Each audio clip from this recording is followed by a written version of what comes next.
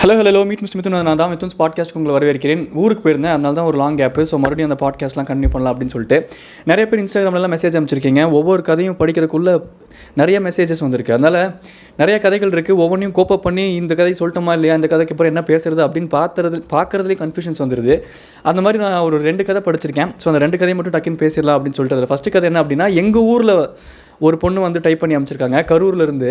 அது வந்து ரொம்ப நிறைய பிரேக்கப் ஸ்டோரிஸ்லாம் கேட்டு இது வந்து கொஞ்சம் நல்ல ஸ்டோரியாக இருந்துச்சு கேட்குறக்கு. அதனால் ஃபஸ்ட்டு இந்த கதையை சொல்லலாம் அப்படின்னு சொல்லிட்டு. என்ன அப்படின்னா, ஃபஸ்ட்டு நம்ம ஸ்டோரிக்குள்ளே போயிடலாம். ஸோ என்ன அப்படின்னா, அந்த சிஸ்டர் என்ன சொல்லியிருக்காங்க அப்படின்னா, நான் வந்து சின்ன வயசுலேருந்து எங்கள் பெரியம்மா கூடயும் பாட்டி கூடயும் தான் வளர்ந்தேன். எங்கள் பெரியம்மாவுக்கு வந்து ஒரு ட்ராஜிக்கான ஒரு இன்சிடென்ட் நடந்திருக்கு. பெரியப்பா வந்து தவறிட்டாங்க. அதுக்கு ஒரு ரீசன் சொன்னாங்க. அதனால பெரியம்மா கூடயே வந்து என்னை வளர விட்டுட்டாங்க. நான் வந்து இந்த ஸ்கூல் படிக்கும் போதெல்லாம் என்னோட அம்மாவோட அந்த அன்புக்காக நான் நிறைய ஏங்கியிருக்கேன். என்னோட பெரியம்மாவும் என்னோட அம்மாச்சியும் என்னை நல்லா பார்த்துக்கிட்டாங்க, நிறைய விஷயங்கள் சொல்லிக் கொடுத்தாங்க. அட் த சேம் டைம் ஸ்ட்ரிக்ட்டும் கூட. ஸோ இந்த மாதிரி வளர்ந்த ஒரு சூழ்நிலை அப்படிங்கிறனால எனக்கு அந்த ஒரு பர்டிகுலர் ஏஜுக்கான மீறின மெச்சூரிட்டி இருந்துச்சு அப்படின்னு சொல்லியிருந்தாங்க. பர்டிகுலர் ஏஜுக்கு மீறின மெச்சூரிட்டி இருந்தாலே ஆக்சுவலாக பிரச்சனை தான். அது என்னால் ஜென்ரலாக சொல்கிறேன், அதை ரிலேட் பண்ணிக்க முடியும் அப்படின்னு சொல்லிட்டு. ஏன்னா அதுதான் இன்றைக்கெலாம் வந்து இப்போ ஃபார் எக்ஸாம்பிள் சொல்லணும் அப்படின்னா, இந்த டிவி ஷோஸ்லாம் சிங்கராக வரணும், பெரிய விளாகராக வரணும் அப்படின்னு சொல்லிட்டு இந்த குழந்தைய தன்மையை இழக்க வைக்கிறாங்களே ஒரு குழந்தைக்கு. அந்த மாதிரி ஒரு பர்டிகுலர் ஏஜை தாண்டின ஒரு மெச்சூரிட்டி இருக்கிறதும் அதுவும் கிட்டத்தட்ட ஒன்று தான். அந்த வயசுக்கு அந்தந்த விஷயங்கள் பண்ண வேண்டியது நம்ம ரொம்ப ஓவர் திங்க் பண்ணி சில விஷயங்கள் பண்ண மாட்டோம், என்ஜாய் பண்ண மாட்டோம். அப்புறம் இளமை போயிடுச்சு, வயசு போயிடுச்சுன்னு சொல்லிட்டு ஒரு காலத்தில் உட்காந்து ரிக்ரெட் பண்ணுவோம். அந்த ரிக்ரெட் பண்ணாமல் இருக்கிறதுக்கு கொஞ்சம் அந்தந்த வயசுக்கு உண்டானதை அந்தந்த வயசில் பண்ணிக்கிட்டு ஜாலியாக இருக்கிறதே பெட்டர் அப்படின்னு சொல்கிறேன். ஒரு ஓவர் மெச்சூரிட்டி வரும்போது தேவையில்லாத டென்ஷன்ஸும் தேவையில்லாத ப்ரெஷரும் நம்ம அட்ராக்ட் பண்ணுவோம். அதெல்லாம் சரி, அது ஒரு பக்கம் இருக்கிறதுக்கு இந்த மாதிரி தான் வளர்ந்தேன். மேக்ஸிமம் வந்து இந்த டூர்லாம் போனாங்கன்னா கூட நானே ரொம்ப யோசிச்சுட்டு வேண்டாம், பெரியமா எப்படி வேண்டான்னு சொல்லுவாங்க அப்படின்னு சொல்லிட்டு நானே வேண்டான்னு சொல்லிடுவேன். ஸோ இப்படி தான் என்னோட லைஃப் போய்கிட்டு இருந்துச்சு. எனக்கு வந்து நான் ஒர்க் பண்ணிட்டு இருக்கும்போது ஒரு பையன் திடீர்னு எனக்கு இன்ட்ரடியூஸ் ஆனால், ரொம்ப கேரிங்காக இருந்தால், ரொம்ப நல்ல பையன். எங்களுக்குள்ள ஒரு மியூச்சுவல் அண்டர்ஸ்டாண்டிங் இருந்துச்சு. ஒரு கட்டத்தில் நானும் அந்த பையனும் வந்து எங்கள் இன்ட்ரெஸ்ட்டை ஷேர் பண்ணிக்கிட்டோம். அப்போ தான் எங்களுக்கு தெரிய வந்துச்சு நாங்கள் 2 பேரும் ஒரே கோயிலுக்கு போகிறவங்க அப்படின்னு சொல்லிட்டு. ஏன்னா ஒரே கோயிலுக்கு போனாங்க அப்படின்னா பங்காளி முறை அப்படின்னு சொல்லுவாங்க. பங்காளி முறைனா சிஸ்டர்ஸ் அண்ட் பிரதர்ஸ் அந்த மாதிரி வந்து வரும். சில கோயில்களுக்கு தகுந்த மாதிரி மாறும். ரொம்ப சில கோயில்களில் 2-3 கூட்டம்லாம் இருக்கும். அந்த கூட்டத்துக்குள்ளே பொண்ணு மாப்பிள்ளை கொடுத்து எடுக்கிற மாதிரிலாம் சில பாலிசிஸ்லாம் இருக்கும். அது வந்து ஒரு பிலீஃப், காலகாலமாக வந்து நம்பக்கூடிய ஒரு விஷயம். அண்டு இப்போ ஏதோ ஒன்று பண்ணுறாங்க, அந்த பண்ணக்கூடிய விஷயத்து மேலே நம்மளுக்கு நம்பிக்கை இல்லை அப்படின்னாலும் அந்த பண்ணக்கூடிய விஷயத்துக்கு பின்னாடி ஒரு சயின்டிஃபிக் ஃபேக்ட் இருக்கும். மக்கள் வந்து அந்த பின்னாடி இருக்கக்கூடிய சயின்டிஃபிக் ஃபேக்டை பார்க்காம வெறும் சடங்காக மட்டுமே பண்ணுறதுனால நம்மளுக்கு சடங்கு மேலே ஒரு இன்ட்ரெஸ்ட் இல்லாமல் போகலாம். பட் ஆக்சுவலாக ஏதாச்சும் ஒரு சயின்டிஃபிக் ஃபேக்ட் இல்லை சம் ஃபேக்ட் அதுக்குள்ளே இருந்திருக்கும். ஸோ ஒரே கோயில்னு தெரிஞ்சோடனே அந்த பையன் வந்து என்னை அவாய்ட் பண்ண ஆரம்பிச்சிட்டான். எனக்கு வந்து இந்த கேஸ்ட்டு, இந்த ரிலீஜன் இதெல்லாம் வந்து நோபார் தான், எனக்கு அதை பற்றி தாட்டே இல்லை. ஆனால் ஒரே கோயில்னு தெரிஞ்சோடனே, சிஸ்டர்னு தெரிஞ்சோடனே அந்த பையன் வந்து அவாய்ட் பண்ண ஆரம்பிச்சிட்டான். எனக்கு அது ஒரு மாதிரி ஹர்ட்டிங்காக இருந்துச்சு அப்படின்னு சொல்லிட்டு அவங்க மெசேஜ் அனுப்பிச்சிருந்தாங்க. அதுக்கப்புறம் இப்போ வந்து நான் மறுபடியும் இன்னும் கொஞ்சம் அந்த விஷயத்தை விட்டு நான் ஓவர் கம் பண்ணிட்டேன். மறுபடியும் அதுக்கப்புறம் நான் ஒருத்தரை மீட் பண்ணேன். நான் மியூச்சுவலாக எங்களுக்கும் பிடிச்சிருந்துச்சி. இப்போ எல்லாமே ஸ்மூத்தாக ஓகே ஆயிடுச்சு. நாங்கள் 6 years 7 years ஆல்ரெடி ஃப்ரெண்ட்ஸாக இருந்தோம். ஸோ அந்த பையனை தான் நான் லவ் பண்ணேன். அந்த பையனுமே வந்து கரெக்டாக டிஸ்டன்ஸ் வச்சுப்பான், அடிக்கடி கால் பண்ணி பேச மாட்டான், ரொம்ப டீசெண்டாக இருப்பான். நான் தான் வந்து ரொம்ப சில்லித்தனமான ரீசன்ஸ்லாம் தேடி அவன் கூட சண்டை போடணும். அவன் வந்து ரொம்ப பர்ஃபெக்டாக இருக்கான். ஸோ ரொம்ப ஜென்யூனான ஒருத்தர் எனக்கு இப்போது மாப்பிள்ளையாக அமைஞ்சிருக்காரு. எங்களுக்கு மேரேஜ் நடக்க போகுது. August 27 மேரேஜ் கரூரில் இந்த சிவன் கோயிலில் மேரேஜ் நடக்க போகுது. ரிசப்ஷன், அதுக்கப்புறம் நீங்களும் வாங்க ப்ரோ அப்படின்னு சொல்லிட்டு இன்விடேஷன் அமைச்சிருக்காங்க. அவங்க கதையும் ஷேர் பண்ணியிருக்காங்க. ஸோ இது கேட்குறக்கே ஹோல்சமாக இருந்துச்சு. ஸோ இந்த ஸ்டோரியை வந்து ஷேர் பண்ணலாம் அப்படின்னு நினச்சேன்.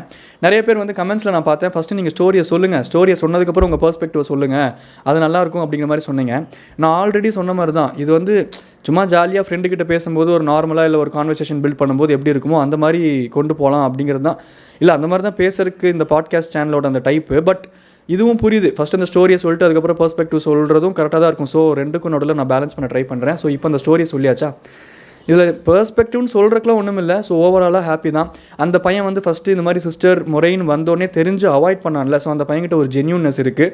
அவனுக்கு அதில் நம்பிக்கை இருக்கலாம், அவனுக்கு அதில் நம்பிக்கை இல்லையோ அவங்க அம்மா அப்பாவுக்கு நம்பிக்கை இருக்கலாம். ஸோ இனிஷியல் ஸ்டேஜ்லேயே வந்து நம்ம நெக்ஸ்ட் லெவலுக்கு கொண்டு போய் அந்த பொண்ணையும் காம்ப்ளிகேட்டடாக ஒரு சுச்சுவேஷனை க்ரியேட் பண்ணி அதுக்கப்புறம் அந்த பொண்ணை அவாய்ட் பண்ணுற ஒரு சுச்சுவேஷனுக்கு முன்னாடியே கரெக்டான ஒரு டெசிஷன் எடுத்திருக்காரு அப்படின்னு சொல்லலாம். நமக்கு வந்து இந்த கேஸ்ட் மேலேயும் அதில் இருக்க அந்த கூட்டம், கோலம், கோத்திரம் இதிலெல்லாம் எனக்கு பெருசாக உடன்பாடு இல்லை அப்படிங்கிறது நம்ம பெர்ஸ்பெக்டிவாக இருக்கிறனால அந்த பையன் பண்ணுறது தப்புங்கிற மாதிரி தெரியலாம். பட் ஆக்சுவலாக அந்த பையனோட பெர்ஸ்பெக்டிவ்லேருந்து பார்த்தோம்னா இந்த கோலம், கோத்திரம் இதிலெல்லாம் ஏதாச்சும் ஒரு சயின்டிஃபிக் ஃபேக்டர் இருக்கலாம். எங்கள் அம்மா அப்பா ஏதாவது ஸ்ட்ராங்காக ஃபாலோ பண்ணுறாங்க, இல்லை நாளைக்கு எனக்கு இதிலெல்லாம் நான் நம்பிக்கை இல்லைன்னு கொண்டு போய் என்னோட பேரண்ட்ஸ் கிட்ட நிப்பாட்டும் போது அவங்க மனசு வருத்தப்பட்டுக்கிட்டே ஒரு முடிவெடுக்கக்கூடிய ஒரு சுச்சுவேஷனுக்கு கொண்டு போய் அதான் அந்த காம்ப்ளிகேட்டட் சுச்சுவேஷன் கிரியேட் ஆகும் அப்படின்னு தெரிஞ்சு அந்த பையன் அவாய்ட் பண்ணா அப்படின்னா அந்த பையன்கிட்ட அஃப்கோர்ஸ் ஒரு ஜென்யூனான ஒரு இன்டென்ஷன் இருக்குன்னு தான் சொல்லணும். ஏன்னா இன்றைக்கி இருக்கக்கூடிய காலகட்டத்திலலாம் எது எப்படி இருந்தாலும் ஒரு சான்ஸை யூஸ் பண்ணும் அப்படின்னு நிறைய பேர் நினைக்கிற மத்தியில் இந்த மாதிரி ஒரு பையன் இருக்கிறது நல்லது தான்.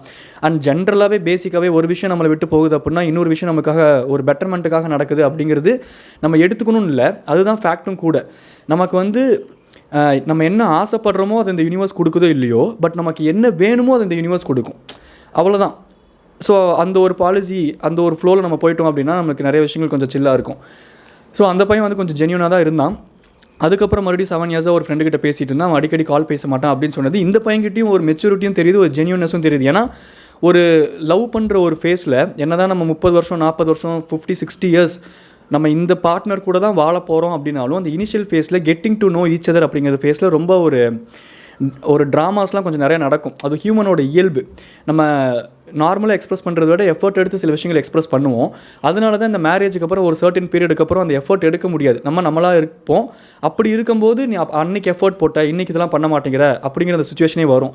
ஸோ ஸ்டார்டிங்லேருந்தே நான் இப்படி தான் உள்ளபடி ப்ரொஜெக்ட் பண்ணிட்டு போகிற பையன் வந்து ஃபார் பெட்டர் தான் ஆக்சுவலாக.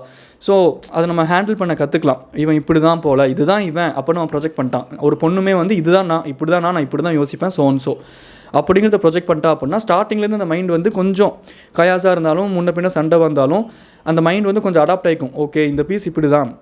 ஒவ்வொருத்தங்களுக்கும் வே ஆஃப் ஷோயிங் லவ் வந்து கொஞ்சம் டிஃப்ரெண்ட்டாக இருக்கும். ஒருத்தங்க வந்து நிறைய வேர்ட்ஸ் மூலமாக எக்ஸ்ப்ரெஸ் பண்ணலாம், இன்னொருத்தங்க ஆக்ஷன்ஸ் மூலமாக எக்ஸ்ப்ரெஸ் பண்ணலாம். ஸோ நம்ம ஒரு வே ஆஃப் ஷோயிங் லவ்வை கொடுக்குறோம் அப்படின்னா இப்போ வந்து நான் சொல்கிறதுலாம் வந்து நான் பர்ஃபெக்டாக கிடையாது, எனக்கும் சேர்த்து தான். ஸோ ஆப்போசிட்டில் இருக்கவங்களும் அதே வே ஆஃப் லவ் தான் கொடுக்கணும் அப்படின்ட்டு இல்லை. அவங்களோட வே ஆஃப் லவ் கம்யூனிகேஷன் எப்படி இருக்குது அப்படிங்கிறத நம்ம புரிஞ்சுக்கிட்டோம் அப்படின்னா அவங்க லவ் நம்மளுக்கு புரியும் இல்லையா. ஸோ ஸ்டார்டிங்லேருந்தே உள்ளபடி இருந்துட்டோம் அப்படின்னா பிரச்சனையே கிடையாது. ஸோ இந்த பையன்கிட்டையும் ஒரு மெச்சூரிட்டி இருக்குது, ஒரு கைண்ட் ஆஃப் ஒரு ஜென்யூன்னஸும் இருக்குது. ஸோ ஆப்வியஸாக அவங்களுக்கு கல்யாணம், ஸோ ஹாப்பியாக இப்போ செட்டில் டவுன் ஆக போகிறாங்க. அவ்வளோதான், ஒரு நல்ல ஸ்டோரி. ரொம்ப நாள் கழிச்சு கேட்ட மாதிரி இருந்துச்சு. வாழ்த்துக்கள் சிஸ்டர். டடா பை சொல்லி கிளம்பி நாங்கள் மீட் மிஸ் டடா பை டாட்டா. ஆல்ரெடி மூக்கு மட்டும்தான் பெருசாக இருக்குது, இதில் கொப்பளம் வேறு எனக்கு சூட்டு கொப்பளம்.